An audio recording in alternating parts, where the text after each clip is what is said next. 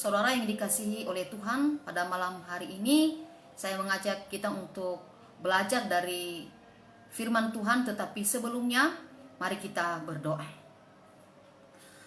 Bapa kami yang ada di sorga, Allah yang kami kenal di dalam nama Tuhan kami Yesus Kristus, kami bersyukur atas berkat dan penyertaan-Mu di dalam kehidupan kami di sepanjang hari ini, dalam seluruh kegiatan aktivitas yang telah kami lakukan. Engkau telah menolong kami ya Tuhan, terima kasih untuk semuanya. Dan tiba saatnya pada malam hari ini kami ingin kembali membaca dan merenungkan firman-Mu. Kami mohon biarlah Roh Kudus-Mu menguasai hati dan pikiran kami, agar firman yang kami dengar menuntun kami ke jalan kebenaran. Kami berdoa untuk seluruh jemaat-Mu dimanapun mereka berada, Tuhan memberkati. Dan kami rindu juga lewat firman-Mu, mereka semakin diteguhkan di dalam pengenalan akan Tuhan. Di dalam nama Tuhan kami Yesus Kristus kami telah berdoa. Amin. Kita akan belajar dari satu bagian firman Tuhan yang terambil di dalam Injil Yohanes pasal 1 ayat 29 sampai ayat yang ke-34. Injil Yohanes pasal 1 ayat 29 sampai ayat yang ke-34 saya akan bacakan bagi kita.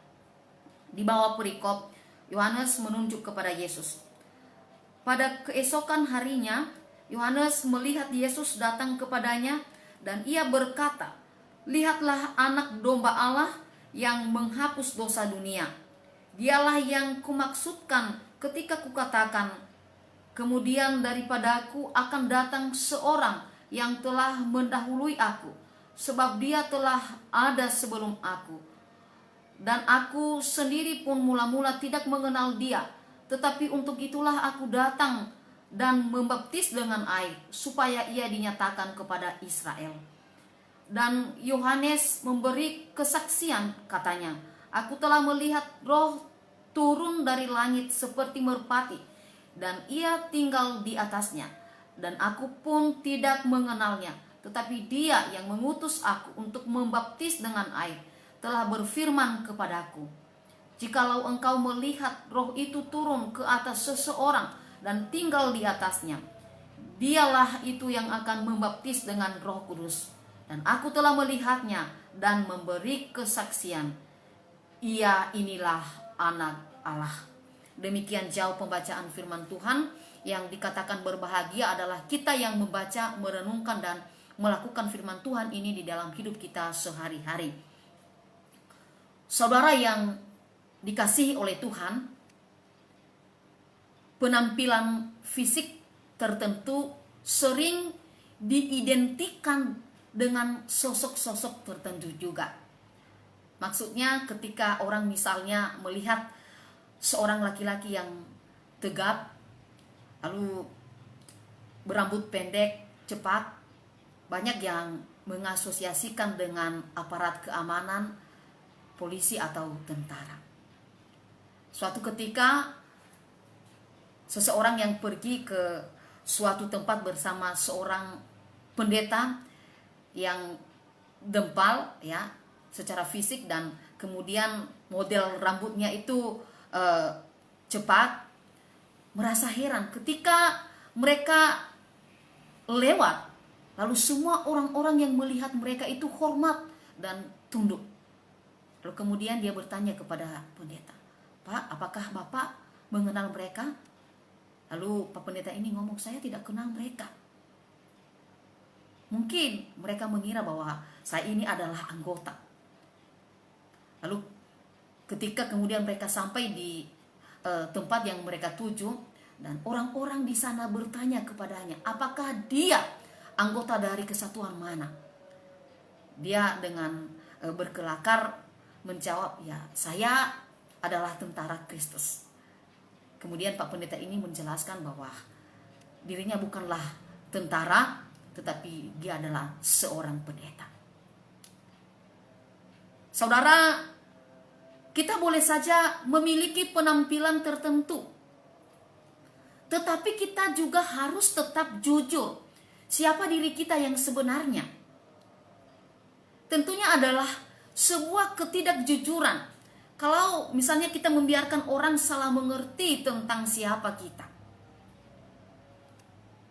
Yohanes, anak Imam Zakaria di pembacaan kita pada saat ini, atau yang kita kenal dengan sebutan Yohanes Pembaptis, adalah orang yang disiapkan Allah untuk menjadi hulu balang Kristus.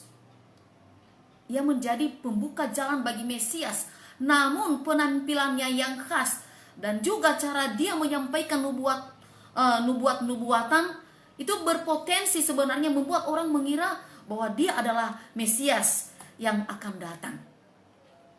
Yohanes Pembaptis, dia adalah seorang pembuka jalan atau hulu balang Kristus. Itu dia bertugas menyerukan pertobatan bagi orang-orang yang ada pada saat itu.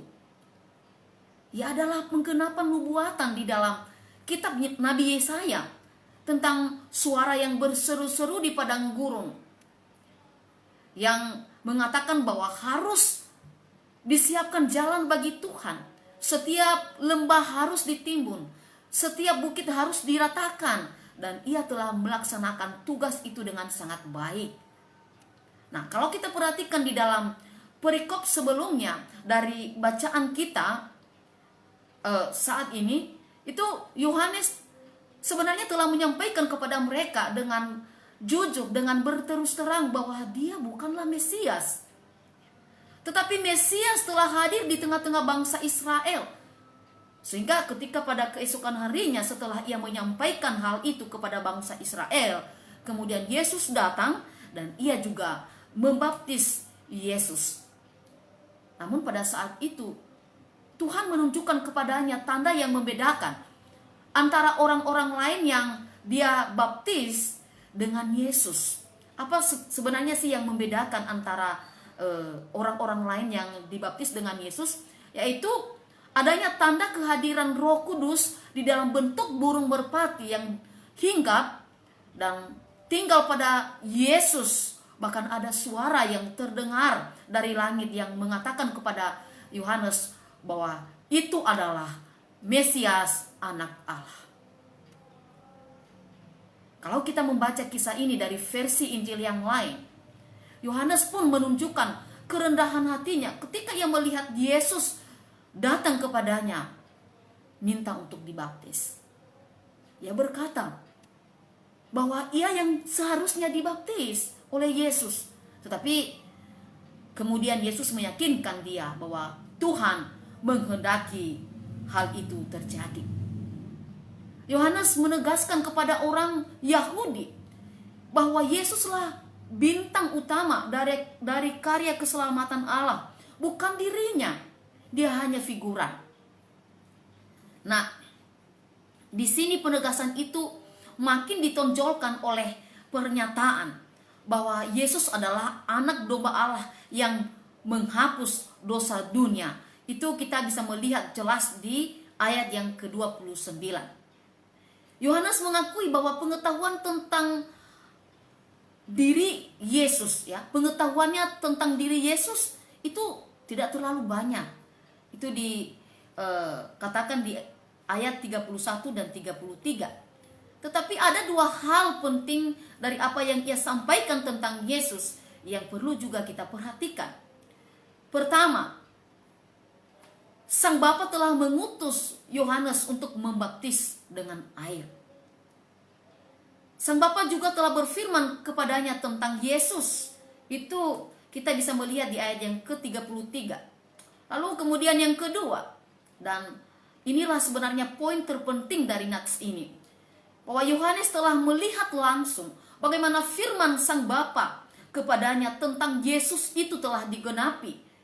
Ini secara khusus tentang bagaimana Roh Kudus turun dan tinggal di atas Yesus. Itu ayat 32 sampai ayat yang ke-33. Peristiwa yang telah dilihat secara langsung itulah yang mendasari kesaksian Yohanes bahwa Yesus adalah anak Allah. Kesaksian ini tidak hanya didasarkan dari apa yang didengar atau dibaca secara tidak langsung, tetapi dari apa yang ia alami dari terlaksananya rencana keselamatan Allah. Yohanes Pembaptis telah melaksanakan tugasnya dengan baik. Ia sama sekali tidak mencuri kemuliaan Allah di dalamnya.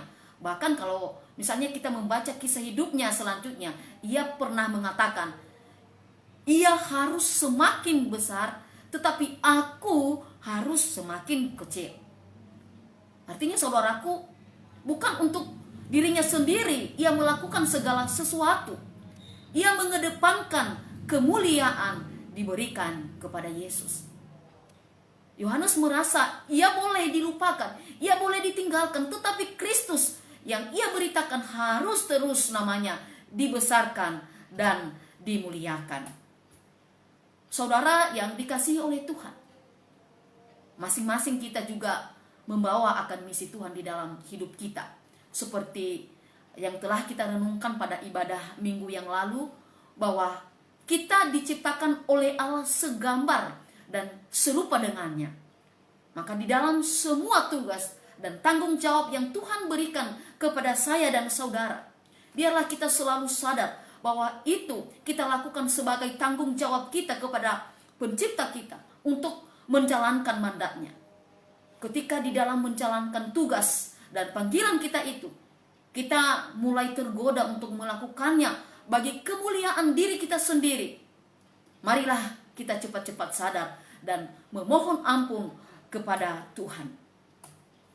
Saudara dan saya hidup bukan untuk diri kita sendiri, tetapi kita hidup untuk memuliakan Dia, anak domba Allah yang diberitakan oleh Yohanes Pembaptis, supaya dunia boleh mengenalnya, supaya dunia yang telah meninggalkan Allah boleh kembali, datang bertobat dan memberi diri diperdamaikan dengan Tuhan yang telah menciptakan dan yang telah menebus hidup manusia lewat kematiannya di atas kayu salib.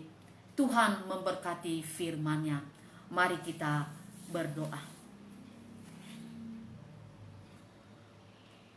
Tuhan, kami telah mendengarkan firman-Mu. Kami bersyukur karena Engkau telah menyapa kami. Biarlah firman yang telah kami baca dan kami dengar dapat menolong kami untuk senantiasa menyadari bahwa sesungguhnya dalam hidup ini hanyalah Engkau Tuhan yang patut disembah dan dimuliakan. Ajarlah kami untuk tidak mencuri kemuliaan-Mu di dalam seluruh apapun yang kami lakukan. Pada saat ini kami berdoa untuk bangsa dan negara kami. Kami berdoa untuk pemimpin kami. Tuhan boleh memberkati. Bahkan juga kami berdoa untuk para medis yang pada saat ini berjuang di dalam juga mendampingi para pasien-pasien yang sedang juga dirawat, yang sedang dikarantinakan. Tuhan boleh melindungi mereka dan memberikan mereka kekuatan. Kami berdoa untuk orang sakit yang terpapar corona. Tuhan, Engkau boleh menjamah, Engkau boleh memulihkan, dan Engkau boleh menyembuhkan mereka. Secara khusus pada malam hari ini kami berdoa untuk seluruh jemaat Tuhan, dimanapun mereka berada ya Tuhan. Engkau boleh memberkati keluarga demi keluarga. Kami berdoa untuk kesehatan mereka, Engkau boleh memberkati segala pergumulan-pergumulan hidup mereka. Engkau boleh campur tangan dan Engkau boleh menjawab tepat pada waktunya. Inilah doa kami, inilah ucapan syukur kami untuk firman-Mu. Hanya di dalam nama Tuhan kami Yesus Kristus kami telah berdoa. Amin.